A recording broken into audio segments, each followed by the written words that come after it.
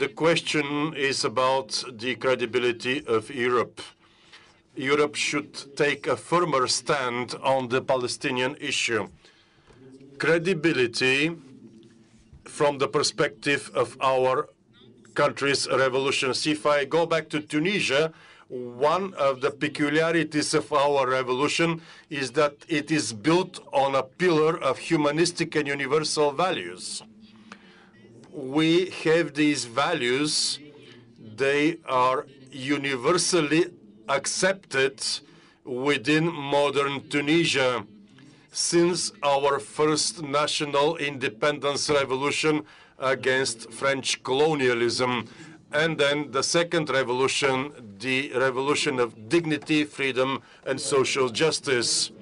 It is those values, it is this pillar of values that I mentioned, is what the European community must support, irrespective of who is in power, irrespective of what the outcome of the democratic process is going to be. One of these important achievements is the full equality between genders in my country. Parity is not something that fell out of the blue. It has come naturally on the basis of this pillar of values that we have been upholding and that we will include in our constitution. In Tunisia, we do not believe in polygamy. The two mothers, we make sure that every woman has one husband and her children are by the same husband. And let's protect and uphold these humanistic values. One last question, please. Yeah, please, very short. Yes. وسيم القرشي من اليمن. أود أن أسأل عن القيم الربط بين القيم بين الأنظمة الأوروبية وبين شعوبها.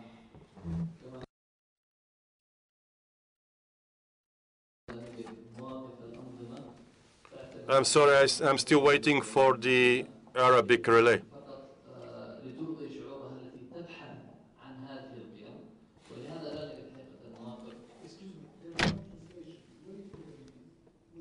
I'm still expecting sound from the Arabic booth.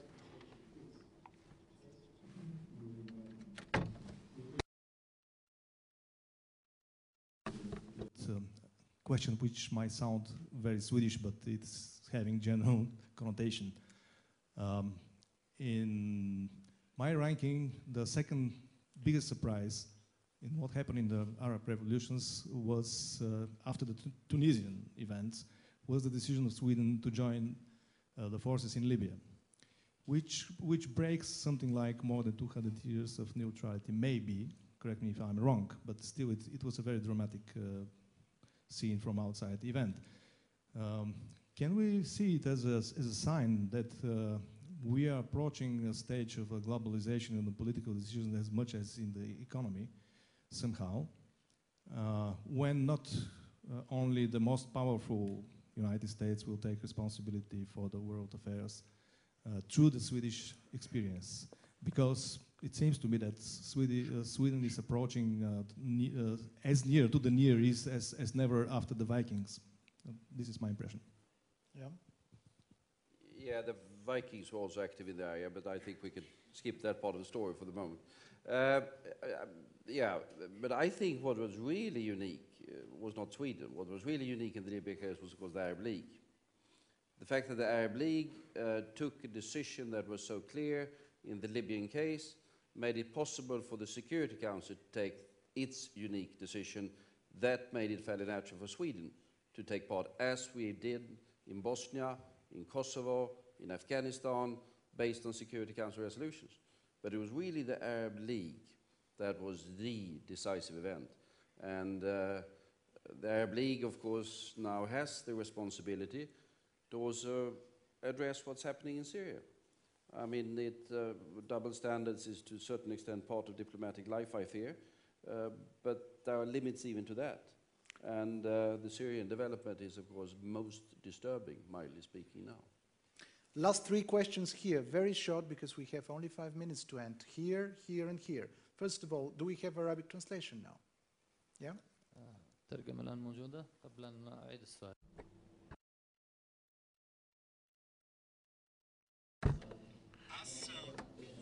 I was talking about values and the interests of the interested parties.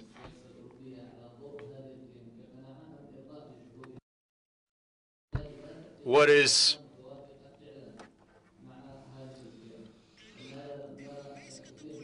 does the European policy is it based on European values, or is it self-seeking and pursuing its own interests and needs? Because we in Yemen expect a European position that we have not yet seen being formulated. The Dutch have ceased their assistance. We have not yet encountered a single position of the European Union. So I'm talking about mutual interests, maybe.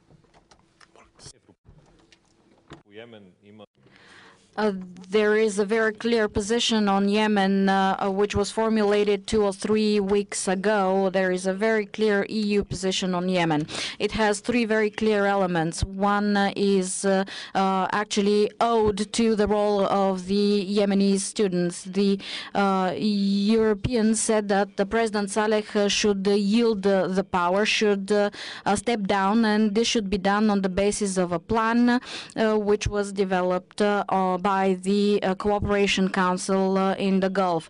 When this plan is applied by everyone, the EU, the United States, the Council of the countries in the Gulf, then we are in a position to stand behind this plan and monitor how it's implemented. And I believe that it was very clear in the conclusions that were adopted on the basis that we've of discussions that we've had only a couple of weeks ago with the Yemenis youth.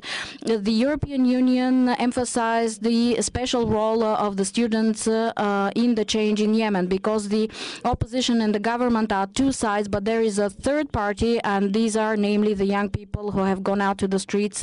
They are the agent of genuine change, not just a deal between the parties. The other. One after the other, we take these last 2 questions together. I will talk in Bulgarian very briefly. Yesterday I had a very brief discussion with the ambassador of the EU to Baghdad. She said there is a lot of money, but she's not really sure how she should spend them in Iraq. Then I should say that the institutions in our countries are very distant from European standards and world standards. I believe that the European Union should have a serious program about the development of those institutions, the police, the security forces, prosecution offices, justices, professors in universities, and so on and so forth. George said a while ago that education is really crucial. I believe that the European Union should focus on that, education and culture in those societies. Thank you. Thank you, and the gentleman behind you. My name is Hassan Leiti from Egypt. I would like to take the opportunity to thank Minister Maledinov and the Minister of Foreign Affairs for this excellent platform. And I'm sure that it was a very good opportunity for brainstorming. And to be very brief, of course, it's inevitably important to find a settlement for the peace issue in the region. And when we remember the 1995, the Barcelona process, and also the OSCE partnership with our region and the NATO Mediterranean dialogue. So it came along the environment that peace could be evolving.